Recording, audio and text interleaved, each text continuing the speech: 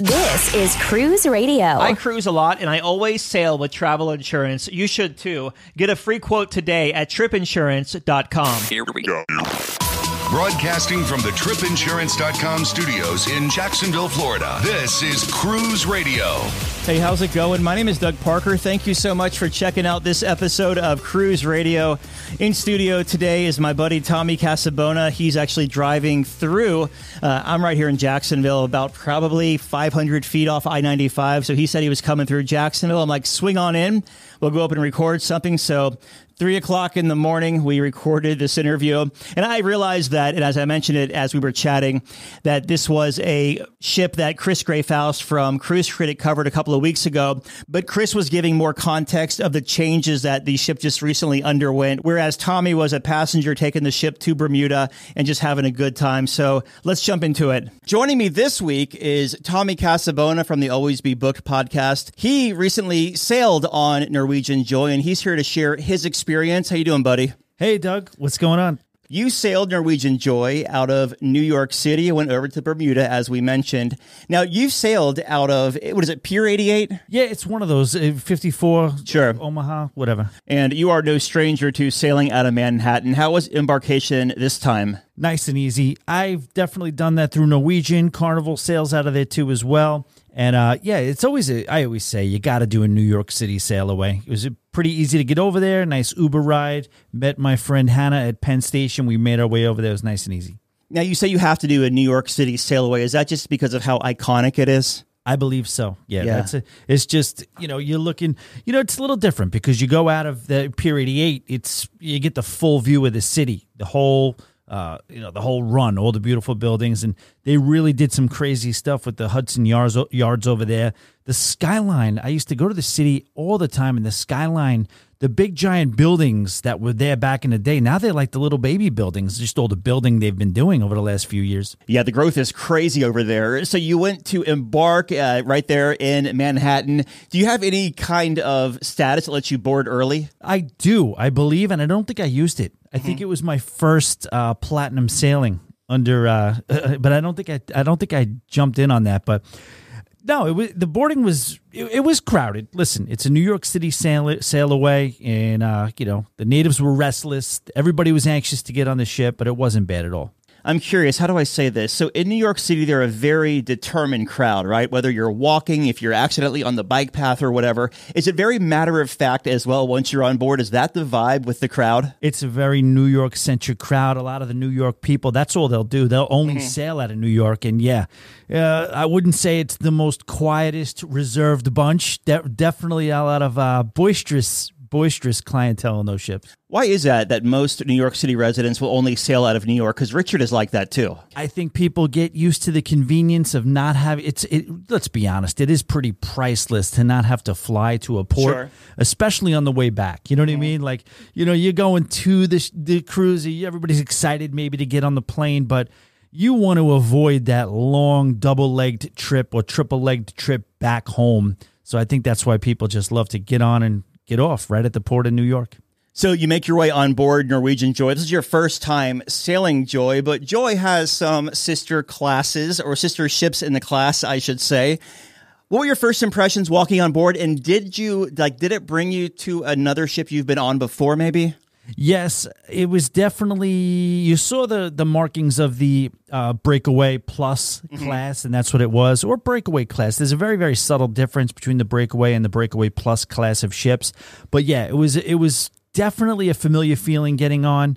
Those ships, when you've been on ships of the same class, you kind of know the lay of the land. You know where, with a few differences, as we mentioned on Joy, because of the fact that it was purposely built for the Asian market and then moved to Alaska. So it wasn't necessarily, from my understanding, Doug, maybe you can, it didn't seem like it was as much of an outdoor connect with the sea type of a ship than some of its sisters, right?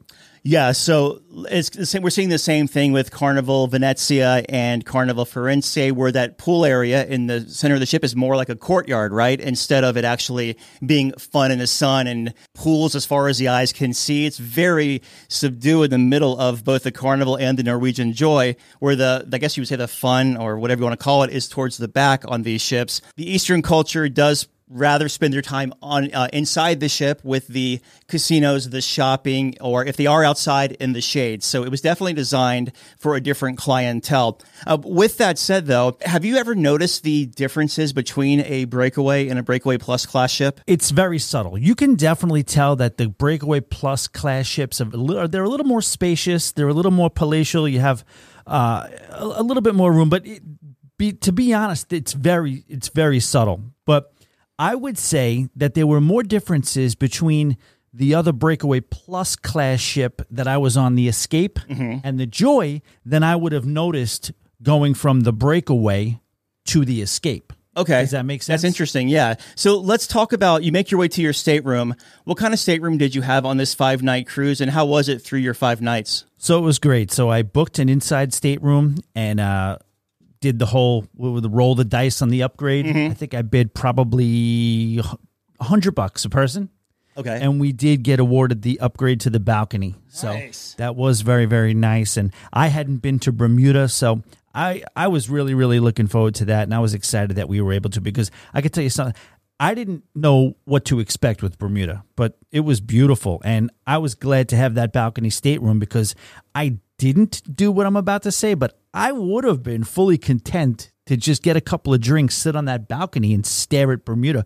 Beautiful view. Curious of your thoughts on the balcony on Joy. I sailed it April of 2019, so just before it entered the Alaska market. And I thought the balconies were very, I guess, compact would be the word. What were your thoughts on it? It's very, very possible. I would be lying to you if I told you I overly noticed that. Yeah, it definitely felt a little tight, I guess you could say. Yeah. But you listen, if I'm on a balcony on a cruise ship, you're rarely going to get a complaint out of me. Sure, no, I understand. As far as the space inside the cabin, as far as the storage, you said you were traveling with Hannah. Did you have enough storage for Hannah and yourself, and the bathroom size? What did you think of all that? Surprisingly, plenty of room. I was a little bit nervous. They do a great job. I'll say it's almost like a microcosm. From the inside of the room to the outside, I guess the common areas of the ship, very compartmentalized. A lot of little nooks and crannies for you to store stuff in, and there were no complaints with basically trying to unpack or anything like that. Did you have any noise issues? Actually, what deck were you on? Did you have any noise issues, top, bottom, or side to side? None whatsoever. No. We were on the 10th deck, and we were absolutely fine.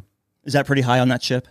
It's up there. I wouldn't say it's really too high. I think it goes up to 17 or 18. But okay. Yeah. Wow. Interesting. Let's talk about the food on board, and we'll start at the buffet area. I believe it's called the Garden Cafe on that one. Yeah, the buffet was good. I mean, we enjoyed it. It was consistent food. I don't know. Has anybody been blown away by any of these buffets on the mass market? No. But I also noticed that there was nothing that stood out to me as something that I didn't like or didn't enjoy. We did the buffet mostly for lunch, but yeah, no problems there. Main dining room, a lot of the dinners. We did do Food Republic. That's one of my favorites. I don't know. Have you done Food Republic? I did it for the first time last year on Norwegian Viva and loved it. I mean, that was the first. I gotta listen. People who have listened to my show and your show in the past know how I cruise. We get on the ship, we get right after it. I should say I was told we went to Food Republic. That would be more appropriate fair enough. to say. Yeah. Do you at least remember what you had? There are pictures of me having some sushi, so I seem like I enjoyed it. And yeah, we did. We didn't really do much special. Oh, you know what we did? We did get steak in the main dining room one night, and at Savor, I believe it was. And you guys know, if you're on that ship, you know they have the 3 main dining rooms, all the same menu. A lot of people don't realize. They think they're going to a different restaurant. It's a different physical restaurant, but the menu's the same in both Taste, Savor, and the Manhattan room. But you do have the option to order some Cagney's from, and we did do that one night. And then I thought the main dining room was fine. All week long, the main dining room was absolutely fine, what you would expect. And we also did the what is the name of the bar? The barbecue. Q, is it Q? Yeah. Q, yeah. So that was good. Good entertainment. I thought, like you said, you're a northern Florida guy, close to Georgia. You're some of the best barbecue around. You've been privy to, and I've enjoyed some of that myself. So you're not going to say, with the whole can't really put a flame on a cruise ship or fire is the number one enemy. So you got to kind of cheat a little bit. But for what it was supposed to be, I enjoyed it very much. Yeah, I believe I was talking to one of the kitchen folks, or not kitchen folks, one of the culinary people for NCL when that ship came back over here in April of 2019. And he was talking about they had to bring some electric smokers on board to do this. And I thought it was very fascinating. It's not bad. They don't do a bad job on it. No, that paired with some good bourbon and some authentic country music. Recipe for a good night. And speaking of the bourbon, and you were talking about, you remember eating, or there's a picture of you eating at Food Republic. How does the drink package work with NCL and gratuities? You leave some tips as you go for those bartenders that go above and beyond. But no, theoretically on paper, the gratuities and the taxes are paid for when you book your cruise and choose that as part of your free at sea. So Q, Food Republic, any other specialties outside of like the main dining room and the buffet? We did not. That was it for the specialty dining. We were kind of like, and again, it's a 5-day cruise, so we were kind of flying by the seat of our pants, just enjoying ourselves. It definitely was a little bit more on the party side of things. I definitely got my morning Starbucks in every day, so I guess if we're counting that at all.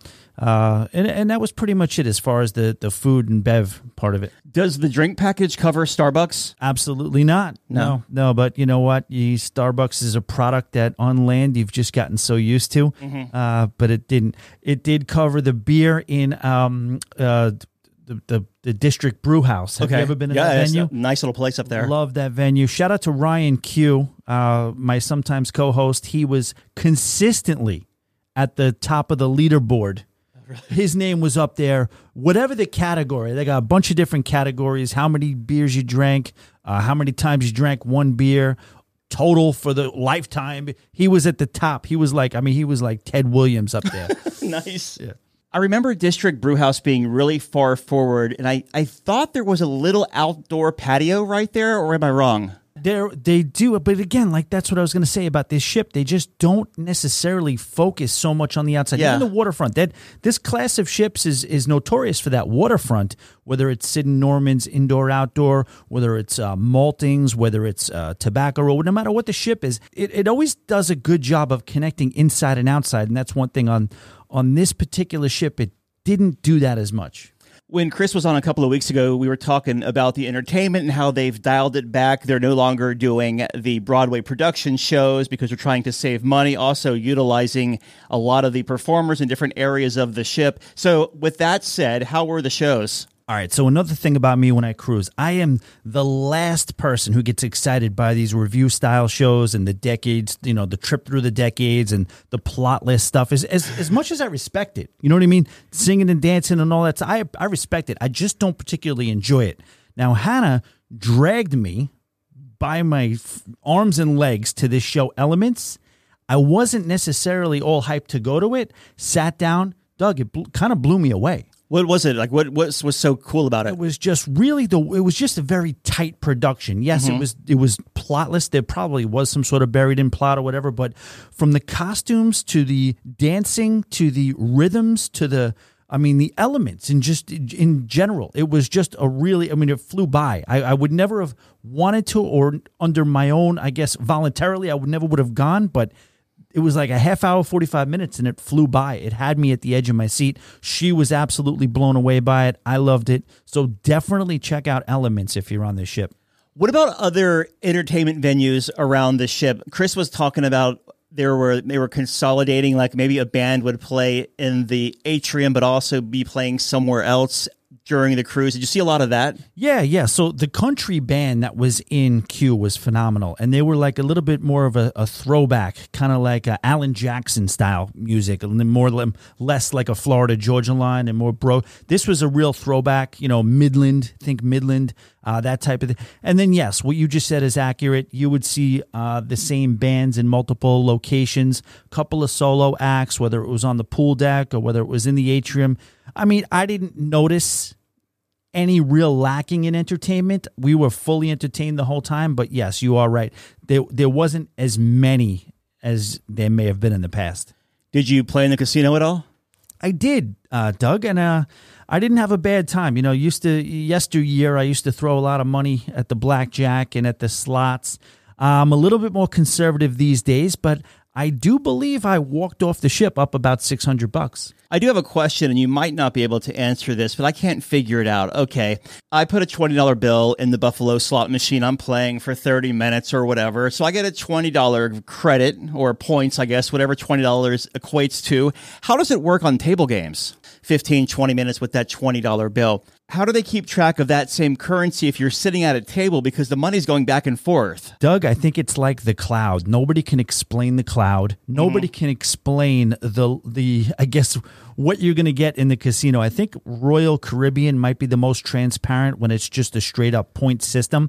But if there is a actual rhyme or reason to what you're actually being rewarded with for your play, I don't know. I do hear that they reward length of play, you know, the amount of time that you're sitting there. You don't necessarily up or down, win or lose is not as much of it is how long you're playing and how much you're playing. They have basically, if you sit there at a blackjack table for an extended amount of time, they will have an estimation of about what you play per hand on average and how long you play for. So I guess I didn't answer your question at all. No, but I'm fully aware of that. No, it's curious. I was just curious because, like, say we're playing and we have, you know, I'm out of chips now, and I give the dealer 100, and she gives me the 20 chips or whatever the chips are. Like, am I getting $100 worth of points for that transaction, or is it? You know, is it collective? Yeah. I know the question. I just don't know the answer. I know that I've lost a couple of $1,000s on cruise ships and walked away with nothing. And then I've won a couple of thousand, and I've been handed an envelope for a free cruise at the end of my trip. It's just, I can't put my finger on what they're doing. I don't know if it's demand. I just know that, you know, it seems like Carnival is the most aggressive when it comes to giving you rewards for particular cruises. But I don't know. It's kind of a mystery. And how about the smoking situation in and around the casino on board? You know, I'm not a smoker, and I wouldn't say that I'm overly sensitive to it. So I don't recall, and maybe I should have paid a little more attention, but I don't recall it really being too much of an issue. Oh, actually, no, it's got its own little, it's a separate room. Yeah, it's got a separate room. Yeah, but still, you know, the door opens and closes, so this and that happens, but no, it was fine. It wasn't bad. Yes, I never knew if the main casino was non-smoking and that room was smoking, kind of like the airports, or if it was the little room was non-smoking and the rest of the casino was smoking. You know? No, it's the room. It's like you know, remember the OTBs back in the 80s, 90s? It's that room when you open the door, but then a bunch of smoke comes out when you know, when people are entering and exiting that room. How about this ship on sea days as far as crowds and congestion? You know, the ship didn't feel overly congested. It was I could say that the ship did feel tighter because my overall feeling on this ship was that it was pretty compartmentalized. I feel like, you know, you'd go from room to room, venue to venue versus like a Royal Caribbean. When you go on a Royal Caribbean ship, you spread out pool deck. You know, the big Royal Promenade, much more open, common areas. I feel like, you know, when you're on Carnival Royal Caribbean ships, you're going to see the same people over and over again. I don't feel you could see somebody on day one on this particular ship and you wouldn't see them for the rest of the cruise because it was just so many rooms and that was just the vibe I got from it. And speaking of vibe, they have the Vibe Beach Club up top, which used to be part of the laser tag that's now expanded. And in the back of the ship, is that still Spice H2O? Yes, Spice H2O is in the back of the ship. That's a rowdy bunch back there. That's what Chris was saying. She said it was raising hell back there. Yep, that's what it is. The people who want to kind of, I guess, you know, we're talking about New Yorkers. They want to go to another level with the volume, with the drinks, and it's you know, it's like its own little club back there. Did you? I know you like yourself a good thermal suite. Did you hang out at all in any of the thermal suites on board? This time I did not. It was a 5-day cruise. I had never been to Bermuda before.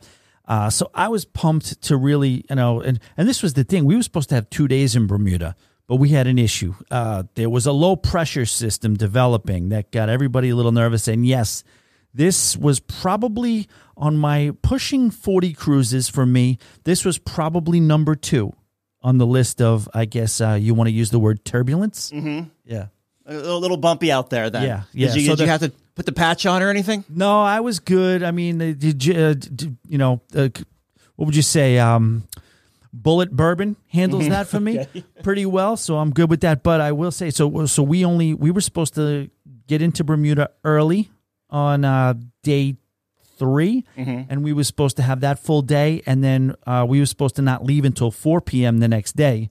The captain came on and announced to us that we would be leaving at 8 a.m. the next day. So we really only had one day in Bermuda, but we made it count. I always get a kick out of when you're on a ship and it's a little bit bumpy, and people are, there's always one that says, I can't tell if the ship's rocking or if I'm drinking too much. Yeah, no, I saved it. I saved that quip because, well, you're on a ship with a bunch of New Yorkers. There's no shortage of quips on that. So I kept them to myself. But yeah, we met a couple of interesting characters. There was a, what's the Bravo call when somebody gets hurt? We made some friends on that ship with some big time drinkers, and there was some medical attention that had to be given to some people who were definitely drinking a good amount, falling all over the ship. It definitely was a New York centric party cruise. So no 15 drink limit then? Absolutely not. No, okay. No, there was no 15 drink limit, but. No, man, it was really cool to see Bermuda for the first time, and that's what I learned too. And Ryan would explain that to me, like it's a little bit of almost like a subculture in cruising. The New York City Bermuda crew club is almost you could almost sense it. Like people on the ship, there's a lot of solo cruisers. There's a lot of people who do that run a lot. Since we talk about people who sail from New York, they only sail from New York, so there's limited amounts of cruises that they can go on. So they're always seeing each other in Bermuda, and you could tell that there was a good group of people who had sailed together before, particularly to Bermuda. How was Bermuda anyways? Like, did you do any shore excursions, any beach time, or what'd you do? I know it was an abbreviated time there. Yeah, so really all we got to do was go to, you had to. If you're going to do one thing in Bermuda and you haven't been there before, I'm told, and I believe it, Horseshoe Bay Beach. And I will tell you, that did live up to it. You've been there, right? I love it there. Yeah, I've been there twice. Okay, so the thing about Horseshoe Bay Beach is that it is a beautiful beach with a bunch of people on it. They have a nice little bar and little restaurant right there. But what a lot of people don't know is if you continue to walk beyond that first set of jetties, you kind of come into what you're looking at. It kind of reminds you of the Virgin Gorda baths. Yeah, it does. In right out of where that Tortola. But it was really, really nice. Me and Hannah walked all the way out. We spent some time there, and we just found, ever go to some of these places and you don't even talk to the person you're with. You're just mesmerized by everything around you. A full treat to the senses. You're hearing the water crack against those rocks. Perfect sunshiny day. Pink sand. That pink sand is real. You know what I mean? It's not like a real, like a hardcore reddish pink, but you lift up those grains of sand and you see the pink crystals in there, and you can climb those rocks. It's absolutely beautiful. I didn't realize the water was going to be that color. I thought that only happens down in the Caribbean with the reefs and stuff like that, and that certain water temperature that creates that. But perfect color to the water. Really, really enjoyed it. Definitely would have liked to have gone out back the next day, maybe do sort of like a island bar crawl, get a couple of swizzles in there. And didn't happen because we had to go back and brave the high seas. Okay. I looked on Cruise Mapper, and I'm always looking and figuring out who's out there and who's sailing and what kind of seas they're at, and giving out those sailors' prayers. High seas we were dealing with out there. How high do you think? 10-foot swells, or? I think they were higher than 10. I think it was like 8 meters. Wow. Okay. I might have made rocking and rolling 24 feet. Well, maybe that's a little high, right? Okay. Maybe I screwed that up. Even 20 then. Whatever it was, we did fall into the high category. So okay. I was wore a badge of honor, and yes, I got in contact with Hannah a few days later, and yes, we definitely still had those sea legs rocking. Back to the Horseshoe Bay Beach that you went on, that little shacker that serves the drinks and everything, they're not afraid to charge you a couple of dollars for a drink. They're not afraid to charge you a couple of dollars. And when we ordered a rum swizzle, because that's the Bermuda drink, they just said, nah, here, this is better. You'll drink this. Yeah. You'll drink this and you'll pay $18. Enjoy.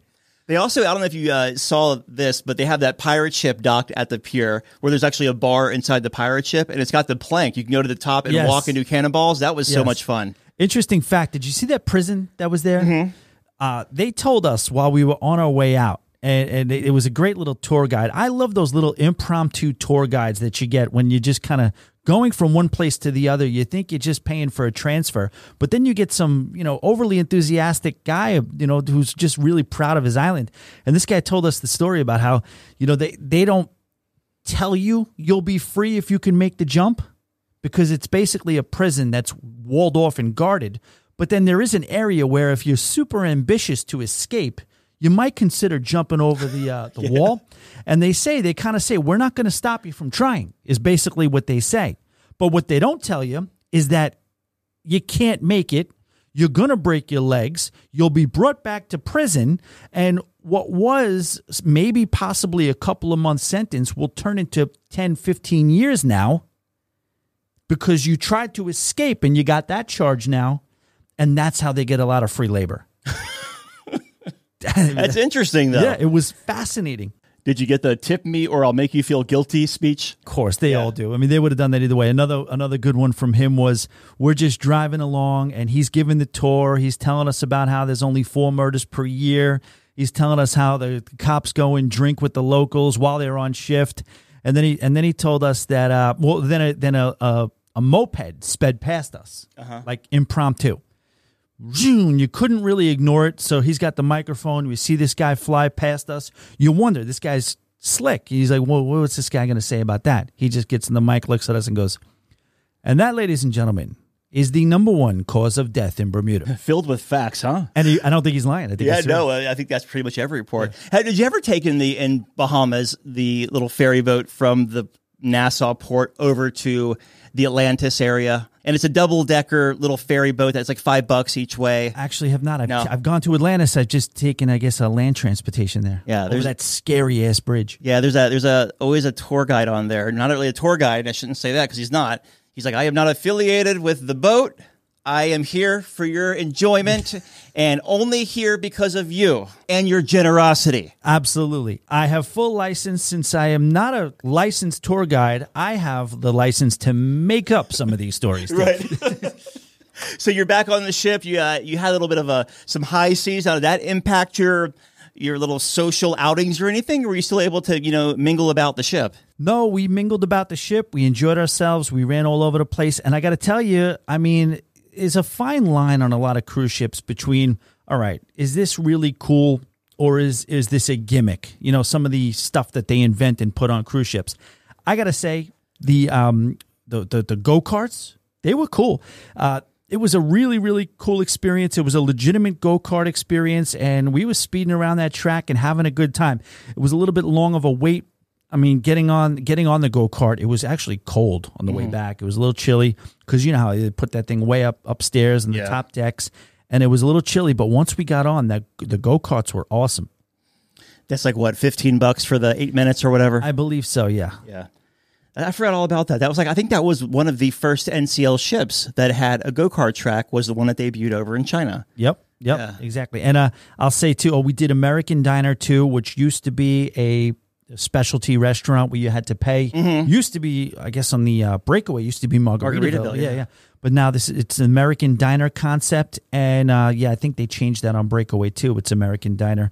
But it was good. Just good. Some good little pub food.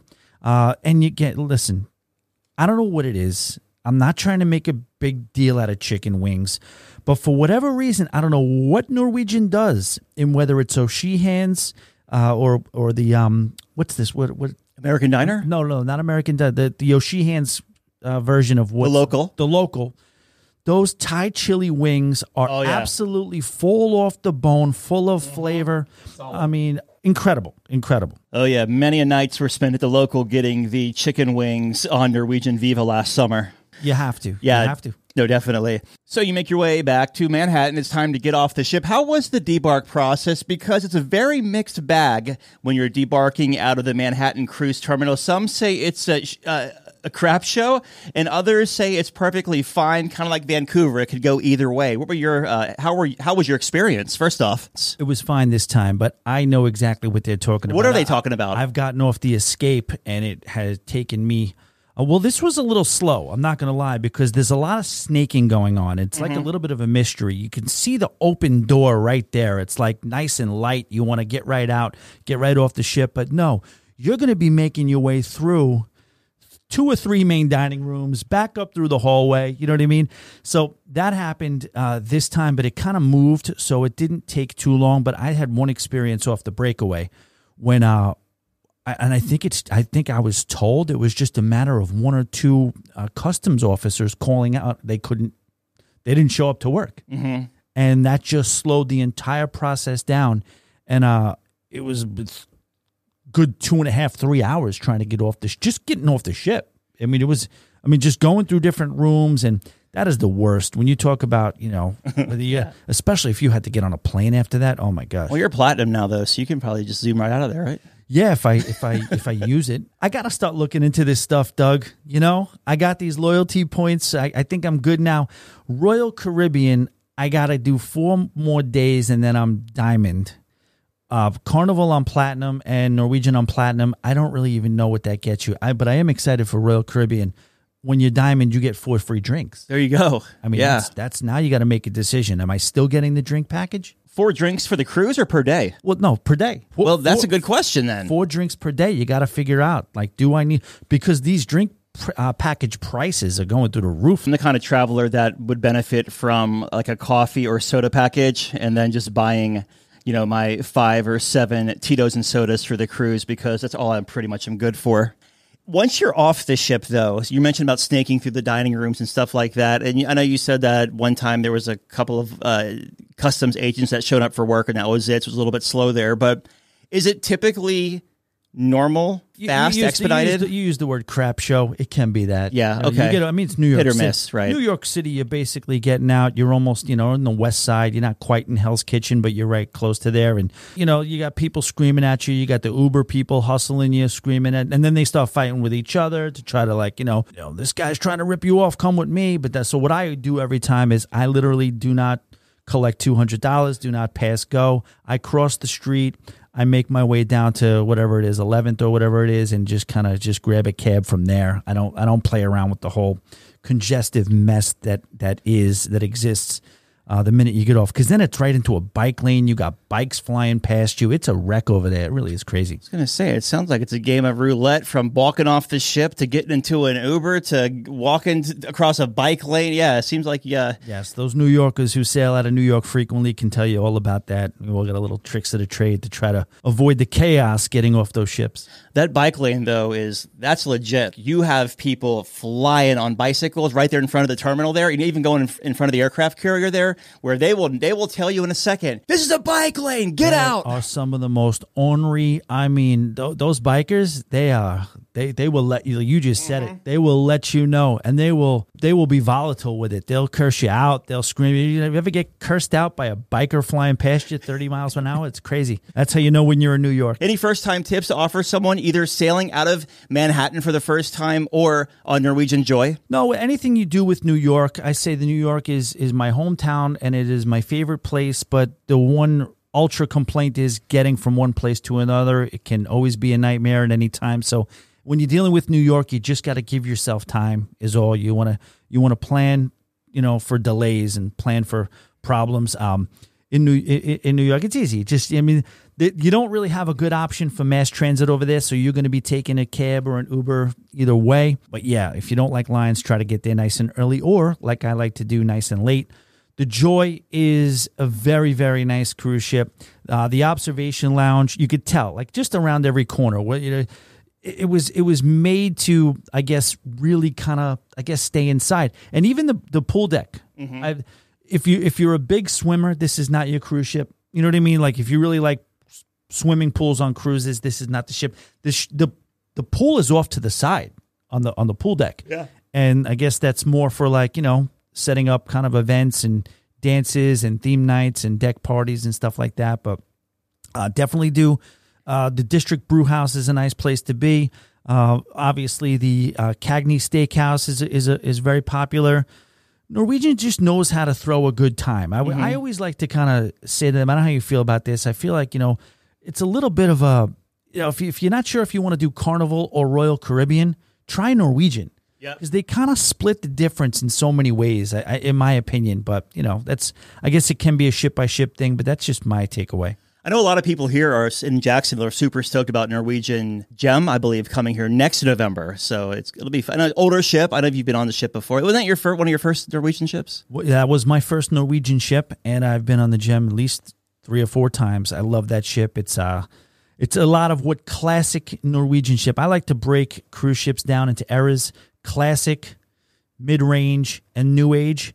And Gem is a classic Norwegian ship with the whole bar city situation, the garden cafe back there, the Spinnaker Lounge, everything that Norwegian was founded upon and built, I guess what they built their empire on, you could find on the Norwegian Gem. If someone listening wants to hear more from you or your show, where can they find you? Always Be Booked. That's where everything is. It's a podcast called Always Be Booked. That's kind of what we base everything around. I'm going to basically be doing a relaunch. If you've been away for a little while, please come back, check us out, because it's a little bit more of would you say it's a little bit more refined from the old days, maybe? I used to tell some stories about some wild stuff that used to happen on these ships and on these cruises, but I think I kind of play it a little bit more straightforward now these days in my older age. Well, I do appreciate, though, you have the Patreon with the Wake Up Show, and I that's why I'm subscribed to the Patreon, because you quit talking about it on your normal show, and I can at least hear it behind the paywall. Exactly. Well, and that's what I love about the Patreon. Cool, man. Well, hey, thank you so much for, I know you're doing the long haul from New York down to South Florida, so it's good to see you, man, and thanks for stopping by and coming up here to the studio. I don't get to see many people in here, so it's nice to have someone. Oh, it was a good time, man. Thanks for having me up. Just back from a cruise? Let's talk about it. Email Doug at cruiseradio.net. A big question we get at Cruise Radio is, how do I know if I need trip insurance? Simple answer. If you're getting on a plane, taking a road trip, or getting on a cruise ship, you need to have travel insurance. Hey, it's Doug Parker from my friends at tripinsurance.com. Not only does tripinsurance.com protect your vacation investment, but it also gives you peace of mind in case anything were to go wrong on your trip. How do they do it? They offer 3 different types of trip insurance policies. Good, better, and best. One policy for every vacation budget. But it doesn't just stop there. They're up to 40% lower when you shop around on other comparison sites. Plus, tripinsurance.com offers 24-hour customer support before, during, and after your trip, online claims assistance, and travel alerts to let you know what's going on at your destination. But find out for yourself. Check out tripinsurance.com. All right, Dougie, let's see what we got for you, buddy. Cruise Radio is produced at the tripinsurance.com studios in Jacksonville, Florida. Get cruise news, ship reviews, and money-saving tips every Thursday on Cruise Radio. If you've enjoyed this episode, please subscribe to the show. If you want to help spread the word, give Cruise Radio a 5-star review. Find Cruise Radio where you listen to your favorite podcast or online at cruiseradio.net. I'm your announcer,